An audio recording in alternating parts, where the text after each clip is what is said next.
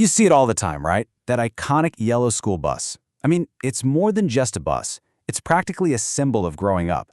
But have you ever really stopped and wondered what makes it so particular? Today, we are pulling back the curtain to look at the hidden blueprint that makes this thing a rolling fortress. So here's a wild fact for you. Statistically speaking, the school bus is the safest way for a kid to get to school. Yeah, way safer than hopping in the family car. But why is that? It's definitely not just the color or the stop sign. The real answer is kind of hidden in plain sight.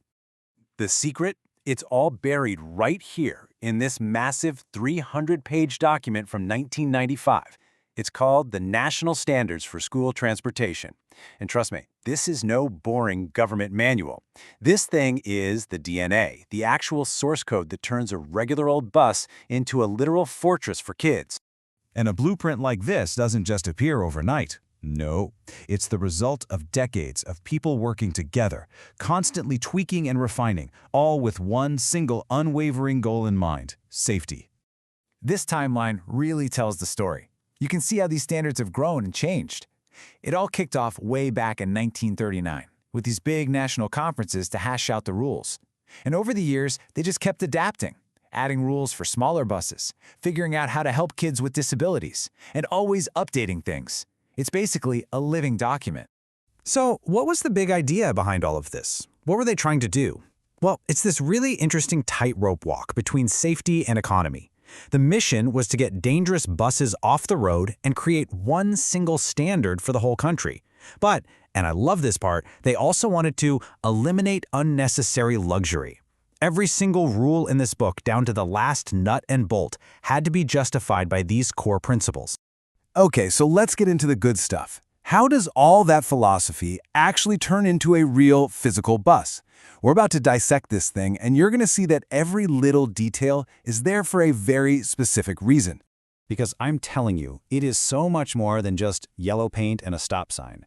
The level of detail in these standards is it's absolutely mind-blowing. For instance, just take the flashing lights. We all know what they do, right? But listen to how the rulebook defines them. It's with the precision of a legal contract. Alternately flashing signal lamps, intended to identify a vehicle as a school bus and to inform other users of the highway. See? That's not a suggestion. It's a command, a function that's literally hardwired into the bus's design. You want to know how specific they get? It comes down to this. The words emergency door have to be spelled out in letters that are at least 2 inches high, not around 2 inches. At least. Every single measurement is spelled out like this. And it's not just the stuff you can see. The coating on the bottom of the bus isn't just some random paint. It has to survive a brutal 1,000-hour salt spray test. They are basically simulating years of terrible, salty winter roads to make sure that bus frame stays solid.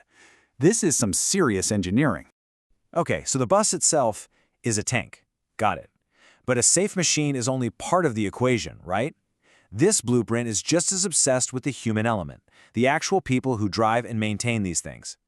You'd think being a bus driver is just about getting a special license. Nope, not even close.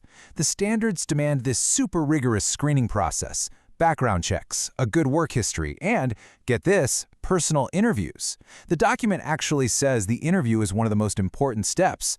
They're not just looking for skills, they're looking for character. And the training itself is highly specialized. You've got 2 different teams, both with the same mission. The drivers focus on handling the kids, safe driving, student management, what to do in an emergency.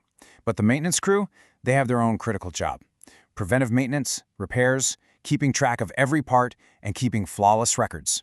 2 different jobs, 1 goal. Keep those kids safe. Now, for me, this next part is where you really see the genius of this whole blueprint, its ability to adapt. And that's never more critical than when you're talking about transporting our most vulnerable students. This is where you get into specialized transport. See, under a law called the Individuals with Disabilities Education Act, or IDEA, transportation is considered a related service. What that basically means is that if a child with a disability needs a ride to be able to benefit from their education, the school district must provide it. The bus becomes a literal extension of the classroom.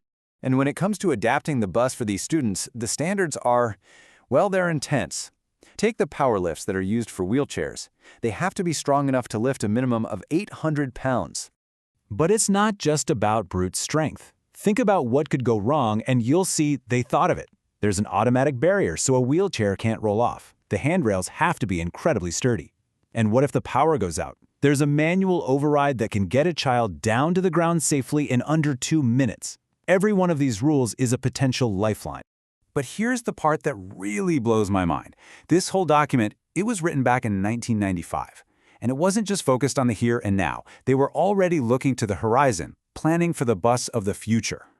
The people who wrote this knew the technology was going to change. So the big question they were asking themselves was, how do we embrace new power sources, like natural gas or even electricity, without compromising the safety standards that are the heart and soul of this whole thing? And get this, they were already breaking down the pros and cons of different fuels that we're all still talking about today.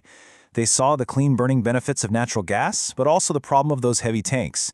They knew propane was easy to get, but that it was tied to foreign oil, and they even recognized the huge promise of electric power, but correctly guessed that battery weight and range would be the biggest hurdles.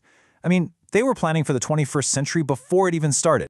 So the next time you see a yellow school bus, I hope you'll see it a little differently. Remember what you're really looking at. It's the physical result of decades of hard work by thousands of people, all captured in this one incredible document. It's the unseen effort that turns an everyday icon into a cocoon of safety. But it does leave you wondering, doesn't it? These standards are from 1995. They were way ahead of the curve on alternative fuels, but they couldn't have possibly predicted things like self-driving technology or advanced AI or all the sensors we have now.